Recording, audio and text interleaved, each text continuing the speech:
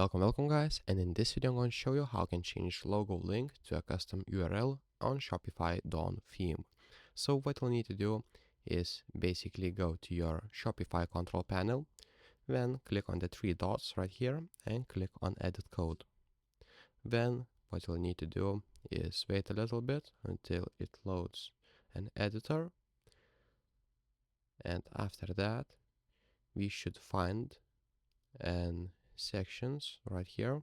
Click on the sections, and after that we should find a header.liquid.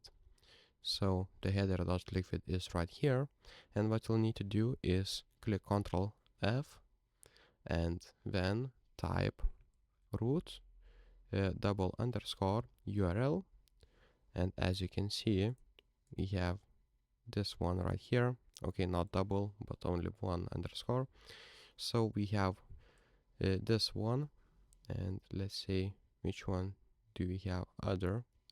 Okay, so make sure it is the first one, and what you'll need to do is basically delete all of this inside the quotation marks, and then if you go to, let's say, catalog, copy your link, and if we go to our code again and copy and paste your